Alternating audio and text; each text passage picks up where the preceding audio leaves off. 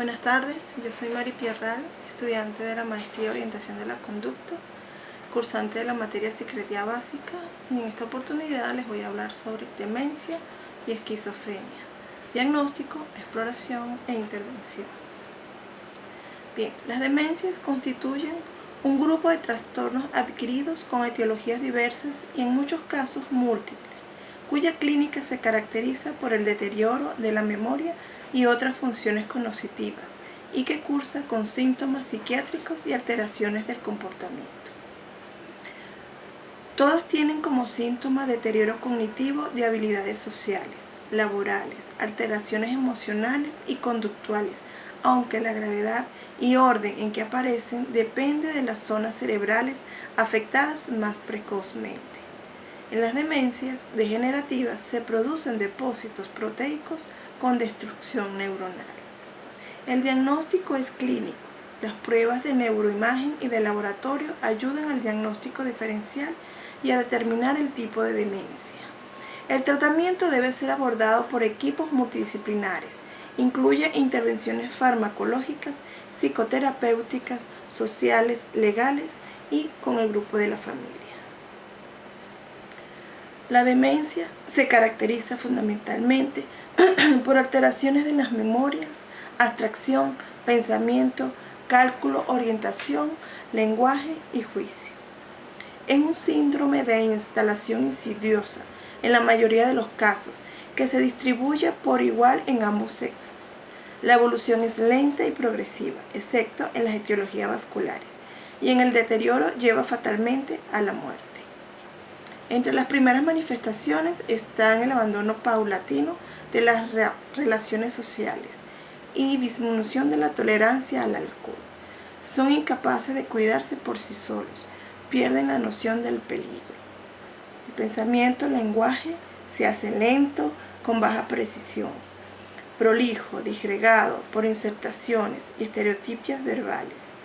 Aparecen afasia nominal y musitaciones. Dependiendo del estadio veremos desorientación en lugar, tiempo y persona. Son fácilmente distraíbles, pierden la capacidad de abstracción. La cara se torna inexpresiva, parpadean poco y lentamente dejan de preocuparse por su arreglo personal. Se tornan bradilálicos y generalmente adelgazan. La marcha es más bien lenta y se ven estereotipias motrices. Se ven apraxias, disgrafias y dificultad para categorizar. En la demencia no hay trastorno de conciencia. Dependiendo del momento en la evolución en el cual veamos al paciente, lo encontraremos irritable al comienzo, luego triste y al final apático, con un intenso aplanamiento afectivo. La edad es el principal factor de riesgo para padecer una demencia.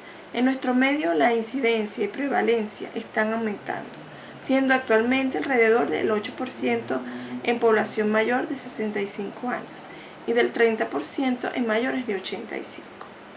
En base al criterio etiológico, las demencias se clasifican en demencias degenerativas o primarias, como la enfermedad de Alzheimer, enfermedad de Parkinson, enfermedad de Huntington, entre otras. Demencias secundarias, como demencia multiinfarto, subcortical isquémica, entre otras. Y las demencias de etiología múltiple. La enfermedad de Alzheimer es una enfermedad degenerativa cerebral primaria, de etiología desconocida que presenta rasgos neuropatológicos y neuroquímicos característicos. El trastorno se inicia por lo general de manera insidiosa y lenta y evoluciona progresivamente durante un periodo de años. El periodo evolutivo puede ser corto, 2 o 3 años, pero en ocasiones es bastante más largo. Demencias vasculares, antes llamada demencia arteriosclerótica, incluye la demencia multiinfarto. Lo más característico es que haya antecedentes de ictus transitorios con breves trastornos de conciencia y paresias o pérdidas de visión fugaces. La demencia puede que también ser consecutiva a una serie de accidentes vasculares agudos. Se manifiesta un cierto deterioro de la memoria y del pensamiento.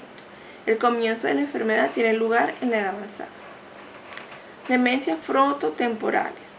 Se refiere a todos aquellos procesos degenerativos primarios de la porción anterior del cerebro, caracterizados por el modo de presentación clínica, hallazgos en neuroimágenes y elementos histopatológicos. que resultan de especial importancia para la psiquiatría, por su tendencia a presentar como trastorno de conducta y personalidad, siendo una frecuente causa de demencia en las etapas media y tardía de la vida. Demencia de cuerpos de leve.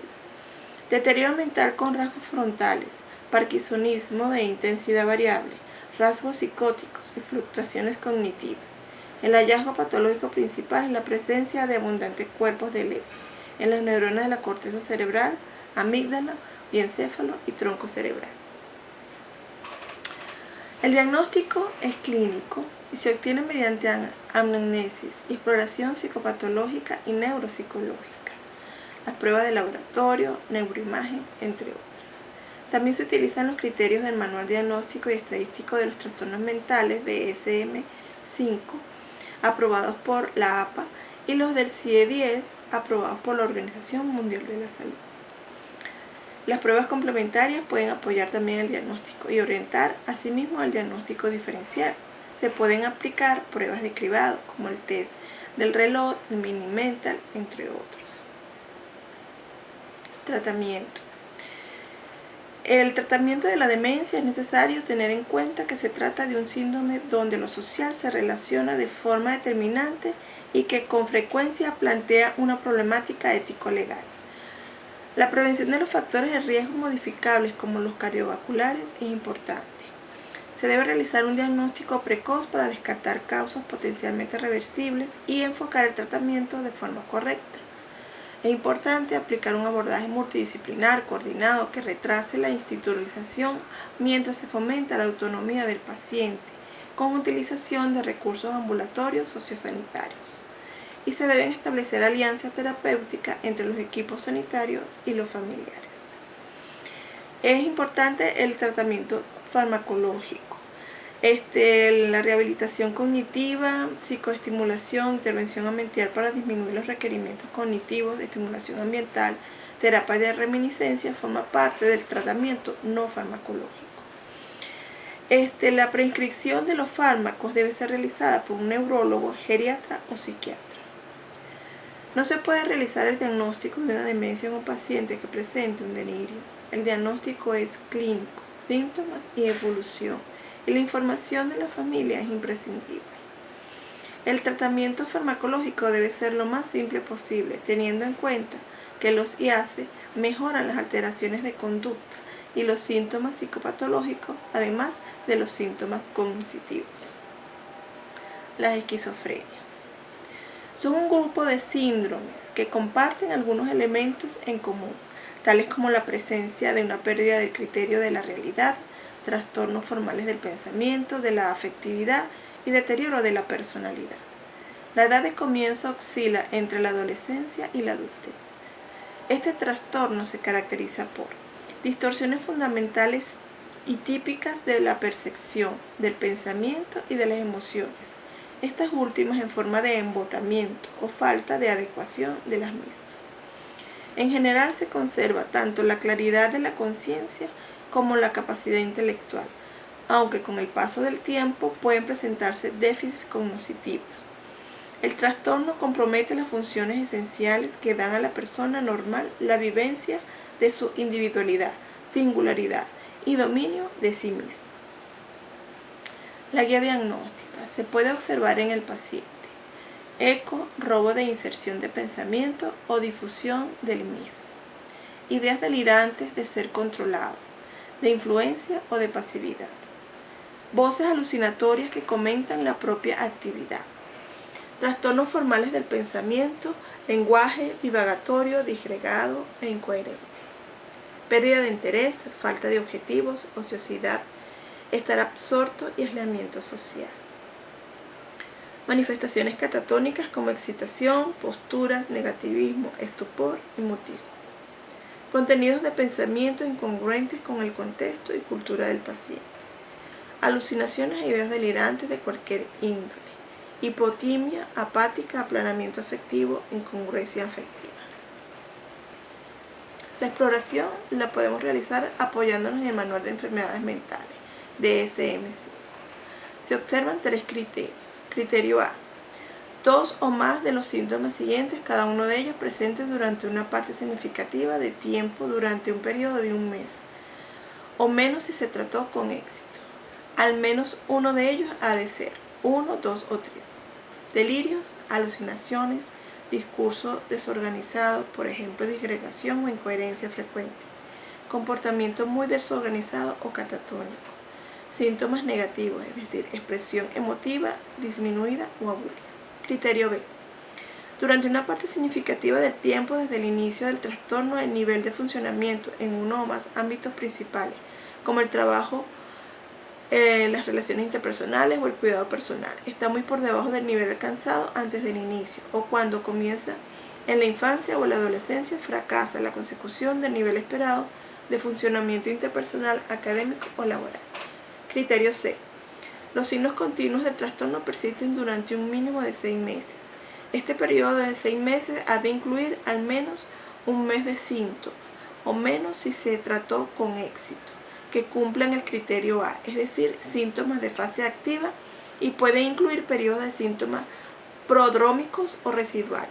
Durante estos periodos prodrómicos o residuales, los signos del trastorno se pueden manifestar únicamente por síntomas negativos o por 2 o más síntomas enumerados en el criterio A, presentes de forma atenuada, por ejemplo, creencias extrañas, experiencias perceptivas inhabituales.